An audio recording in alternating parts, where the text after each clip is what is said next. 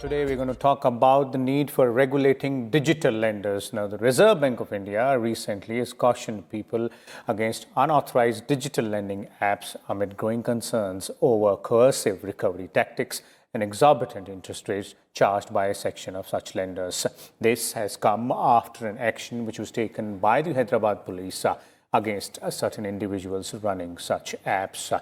So we'll try and understand this entire concept of digital lending and as to what exactly is the problem area here and how that can be addressed in terms of regulating such apps or other modes of digital lending. And to understand this entire situation in a much better way, we have with us a distinguished panel of guests. Let me first introduce them to you, beginning with Mr. Ashok Nag. He is the former advisor with the Reserve Bank of India.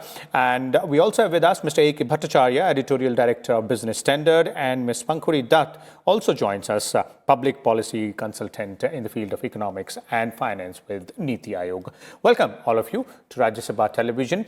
Let me begin with you, Mr. Nag, and let's start by identifying the problem area here. You know, there are NBFCs, there are banks which have their own digital platforms on which their customers can go ahead and seek various services, including lending in various forms.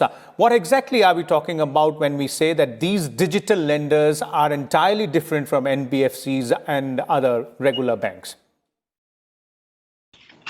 See, when you call something a digital lending, it's like a money lending activity which is always present, but you are using digital media, a digital kind of a platform for connecting the borrowers and the lenders.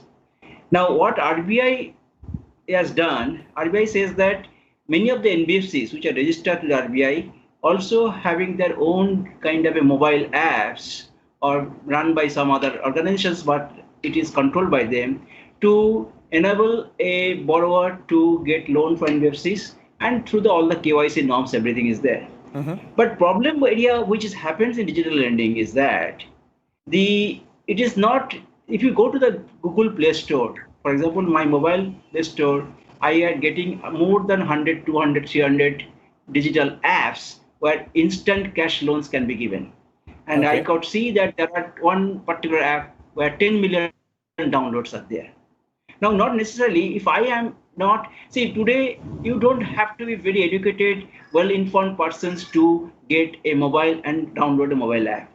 If you look at this, for example, see in Money Life, there's the federal news item letter is there, and it was called Money Life, that particular magazine reproduce it from there. A particular daily worker who earns 400 rupees per day, and he was in a trouble to get some 5,000 rupees, 1,500 rupees immediately for some kind of a thing, and he cannot get a loan from any kind of banks for that purpose. Impossible for him to go in. No bank will entertain, no branch will entertain him. So he has a mobile. He got downloaded a particular mobile app. He made a call and made a kind of a other card and thing, upload it. That is possible for them. They know it, and instantly 1,500 rupees cash he wanted, he got it. Okay. And what is the amount he has to pay? 625 rupees after 1 week, addition to the principal. 40-30% is your interest rate being charged in 1 day. Now, where is the regulation comes here? How does he know this particular app, whichever NBFC name may be there as the sponsor, how does he verify? He has no means to do this. Basically, this is the entire catchment area of these people who want to have a what you call the SARC, money lending SARCs, which is always present. In fact, in the entire, the RBI's effort right from the 1950s, when you are having the, the agricultural credit survey, and then brought out the NABARD came to the being. There's a whole history of these things, and we wanted to carve this money lending, which really sucks out the money through a huge exorbitant kind of a but it is easy. So people who does not have access to the organized banking, it is easy to get loan who are in distress. So you're saying, Mr. Nag, that there is a gray area when we talk about the regulation of these unscrupulous players. Point is that they are using the the technology very smartly. Okay, they are accessing the database which is sourced from many people, try to identify which are the people they can really get this issue the loan, and many of these people pay the loan back. It's not that they are always the people who are, don't want to pay loan. They are paying 63% because they are in distress. Okay. They want to get done and Okay. cannot get organized. Point is that how does it is possible for RBI or any regulator to really monitor this, to ensure that such kind of interest rate not done and there is no harassment, because doctor suicide has taken place. Okay. That is why RBI has come out with this kind of things. But RBI is giving instruction to whom? Only those which they regulate. The problem is not that what is the regulated part of the economy, it is the unregulated part of the economy which is Okay. operating, and how does RBI has to be much more smarter. Okay. It is not necessarily that whether they are registered or not. If you are charging 43% interest per week, is it allowed? Is it allowed? Okay. At least Okay. in the economy? Okay. And is there any law which prevents such kind of a interest rate? Is it possible to do it? And RBI can be very smart that you have a lot of kind of artificial intelligence techniques to find out what is being done by these organizations. Okay, okay, Because Mr. they are Nag, digital. I'll come back to you. Obviously, that's a valid point which you're making out there in terms of ensuring regulation is also equally difficult because that these are smart players which use technology and in a very much smarter way. But Mr. Bhattacharya, I'd like to bring you here on this point as Mr. Nag is pointing out that there seems to be a gray area here when we talk about regulation, but also the very fact that awareness initiative is what is required here as well on both sides. Yeah, absolutely. I think you have hit the nail on the head. There are quite a few things that are happening. Yes, of course, there's a gray area. Remember that this country still continues to have different states having different sets of money lending laws. Now, it is possible that different states are allowing these operators to use the digital platform to run these schemes under those money lending laws. And this is beyond the purview of Reserve Bank of India to come in and step in and take preventive measures, whether by way of regulation or not. So, yes, it is in a gray area because it does not come under the purview of RBI. It comes under, these are not authorized MPPSCs. Okay. These are probably money lenders who are operating under the money lending laws that many states continue to run. So therefore, it is important. There was a move some a year and a half ago to bring in a more consolidated piece of legislation by which the financial activities and lending activities of these agencies come under some sort of an omnibus regulatory body. Now, but unfortunately, I don't think that has made any headway. Now, that is one area of concern, that how do you make sure that the different states allow money lending activities under their laws and they just go and operate scot-free. That's one area of concern. The second area of concern you mentioned is about awareness. Now, this is one area where technology has moved at a pace that is much faster than regulation has or supervision has. What we see now is people who are probably not fully aware of what are the cautionary or prudential norms that they themselves must follow as far as the know your customer norms are concerned, or what are the agreements that you sign on without your knowing the moment you download an app. The moment you download an app, what happens is that most of the apps allow you to have access to your data that is kept in your mobile phone. So this is an area where I don't think neither our regulators nor our other supervisory agencies, or even the governments are fully aware how technology has taken rapid pace, whereas people who are users don't even fully aware that what it means if you are downloading an app.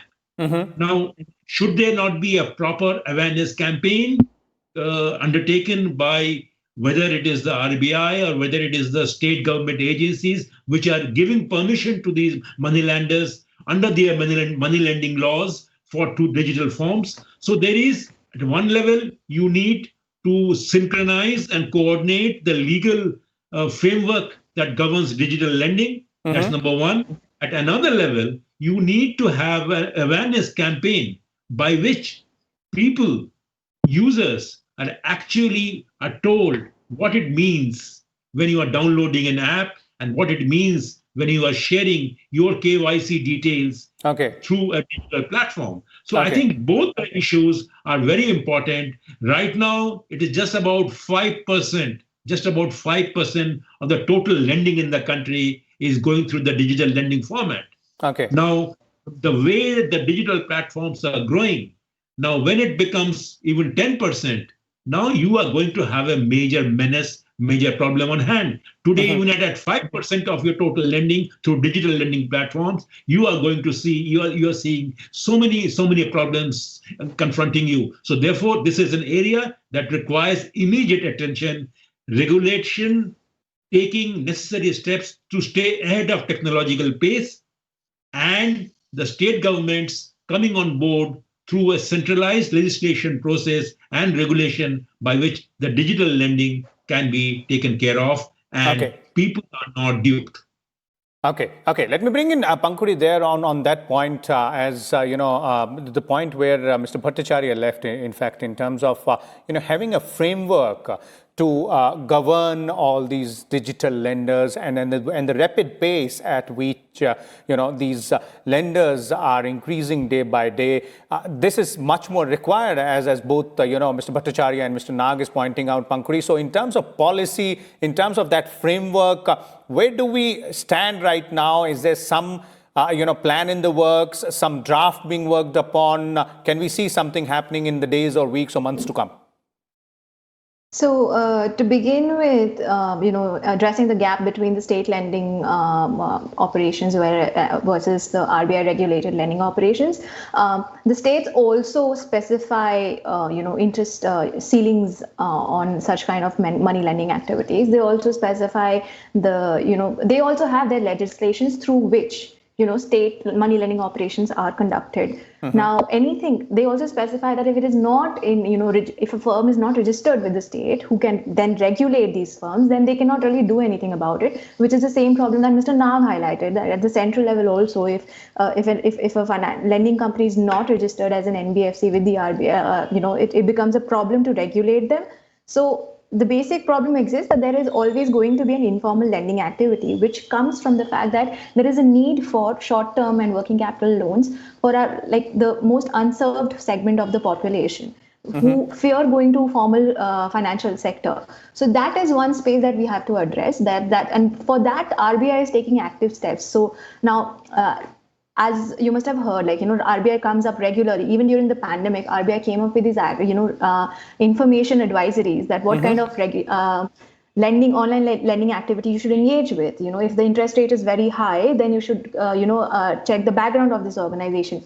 Once a loan has been sanctioned, it has to come in a sanction letter which names the bank the lending activities taking place through. So RBI, in addition to providing policy, is also giving you information, is disseminating information actively. So right now, I would say that yes, of course, there is a gap in aligning the state lending activities with the central lending activities. But then RBI again has been discussing these since I think way back in 2007-8, where they suggested a model code of conduct for state lending activities as well.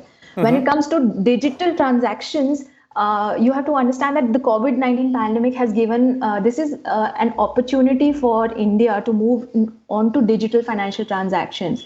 So it is very important to not lose the trust of our consumers who are using the online transactions. At the same time, it's again demonstrating the need of last mile financial connections. So these things have to be kept in mind, and accordingly, I think right now the regulator RBI is doing a good job of keeping the public informed. Even this discussion will be seen and heard by a lot of people. So again, they know that before, it's very easy to go to the RBI website and click and see who are the registered lenders from whom they can actually borrow money. So these are provisions at the central government level, and if the states can also do something similar at their end in local vernacular languages, then it actually obviously helps at the state level also. Okay. Mr. Nag, would you agree with these two parts here, as both, Pankuri and Mr. Bhattacharya is pointing out? One, that we need to address the gaps between the state lending activities and the, RBI monitored lending activities, and specifically in the digital domain out there, in which we see a spurt of these, illegal activities taking place. And the second part is, obviously making people aware, and that awareness campaign has to be, given a lot of push from all players, be it RBI or the state governments or the central government. Both these points raised by, highlighted by Mr. Bhattacharya and Datta, they're quite okay. This should be done. But the main problem, the crux of the matter is that there is a demand for credit by people who cannot be given credit by the existing organized kind of a lending sector. There is no doubt about it. Now, even if you make them aware, everything, when you are in a trouble, when you are distressed, then you require money. Where do you go? Either you go to your friends, you're fine, or you go to some money lenders nearby, or people having today digital apps. What is required to be done? Basically, regulations is okay, and you have to do it. Awareness program have to do it. But you are not really attacking the problems of this particular demand, which will be always there, substantial demand. And how do I meet this demand? Mobile apps people are coming to meet this demand because they're smart, that they want to exploit the situation. Okay? You can try to regulate them, but see, all kind of regulations will not that. If I see that particularly these mobile apps, major part of them are coming Chinese people, they are investing here, it's coming. So what is required to be done? The regulation has its own role, but can I do something using the same kind of technology to address this issue so that I can bridge the gap which organized lending can meet? This is where I think the innovative ideas to come from RBI. What is required today? Can I not create a mobile apps as a part of the entire banking sector total? And using these mobile apps, give loans where you can take it slightly. So, for example, there are, say, what you call the dormant account in the many of the banking sector, and they have to, report to RBI. Every bank, what is the amount of dormant account is there, and maybe the dormant account is more than 10-year vintage area. This amount, if I put a kind of organized sector, use intelligence, use same mobile kind of a digital technology, where as a government I may have a much better access to the identification of that particular borrower, because he may be doing an NRGA, taking a loan from there, you are doing a kind of other kind of a somewhere he is interacting with the government agencies. So there is a footprint there. I can trading. So what is important for us to beat these people in their own game? Those who want to exploit these things using digital technology, meeting the requirement, and taking 600% interest rate, 1% penalty per day they charge it. 1% penalty per day. Now, how do I? Still, people are taking the loan. Why? Because there is demand. That's a very interesting point which you're making, Mr. Nag. So I am taking that there has to be a kind of a initiative by the organized financial sector to meet this loan, where they cannot do by branching. They have to use the same digital technology, reach these people, 1,500 rupees loan, give instant loan, and there is a default, but not 43%. If you give 20% loan, you could be able to recover your default risk. You can manage so that it is a viable solution. Okay. Let me bring in Mr. Bhattacharya here. Mr. Bhattacharya, very, very pertinent, suggestion and an important aspect which Mr. Nag is pointing out there. Regulation is one part. Public awareness obviously is another part. But if you need to find a permanent solution, then you need to cater to that demand. And the demand should be catered by the organized, lending sector there. Yeah, absolutely. I think, Mr. Nag is absolutely right there. Inadequate success of the financial inclusion program has actually given rise to such unauthorized digital lending. Mm-hmm. Now, because the borrowers who are in need of money, they do not have access through other formats. Now they go in and fall a prey to such unprincipled digital lenders. Okay. So it is, in a sense, the failure of the financial inclusion program which has given rise to this kind of unauthorized, unprincipled digital lending, charging usurious rates of interest. Mm-hmm. Now, therefore, and we have to understand here that financial inclusion cannot be met through just digital inclusion. I think we are making a mistake as a matter of principle that the digital inclusion is far, far easier to achieve than financial inclusion. And if you want to achieve financial inclusion through digital inclusion, you need greater monitoring, greater surveillance, greater supervision, which unfortunately is not right now present. Now, what stops even the state regulators or the central regulator like the RBI to use technology to monitor the kind of interests that are being charged through these various apps? Now, it will not, in a press of a button, the regulator can actually get to know of whether which app is offering a rate of interest which is usurious and which is not permissible under any law, even if it is permitted under the Money Lending Act of a certain state. Okay. So therefore, technology has given you the wherewithal to monitor and supervise such activities. So therefore, I personally feel is that while awareness is a problem, but the regulation has not kept pace with technological advancement and technology using or misusing these facilities. So therefore, regulation must stay ahead of technology and use technology to prevent the misuse of these app-based platforms. After all, as all the panelists have said, that there is a genuine need for lending. The borrowing requirements have to be met. So people are going in for the easy option out through the digital lending platforms. So therefore, we have to guide them to a platform which is more responsible, which is more stable, which do not take them for a ride.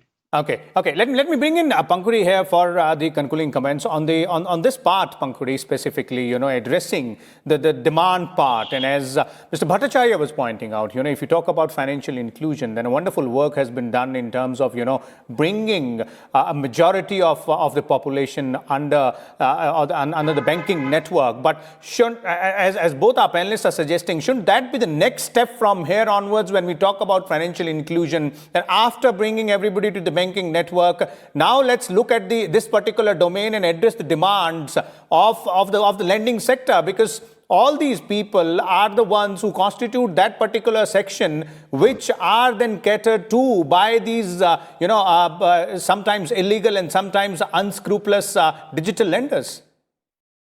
So this is the very reason behind the presence of digital lending organizations in the country.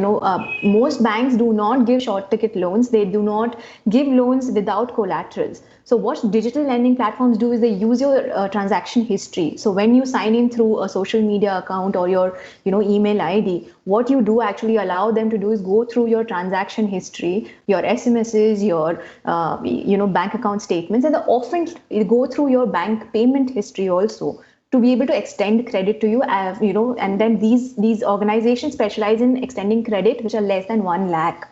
that's a very, very small amount for the formal banking system right now, because they are considered high risk, customers if somebody's asking for that small an amount. So these players came, they're here because there was a need. They're here to address the lack of collaterals. They're here to help out first time lenders, So definitely, these organizations who have formally registered in the proper way have been able to help these customers. So an online solution for the sake of ideation, it sounds very simple in my head, but I'm sure Mr. Nag will be able to point out complications, is that just the way we are asked for our Aadhaar card, we are asked for our PAN card numbers before taking a loan, even on online applications, maybe we can have a system where, we check the registration number of the company on the RBI website. It's like, is it registered? And if you get a simple, check mark or a yes, then maybe you go ahead with that loan transaction. So these are small online tools which can be incorporated as well to ensure that the lender that you're taking money from is also a legitimate lender. But the big question remains about customer awareness. So I think that is one place where the government can actually play a good role about creating awareness, or the regulator play a good role about creating awareness about how to lend and who to lend from. Okay. Thank you so much there, Pankuri, Mr. Nag, as well as Mr. Bhattacharya, for sharing your views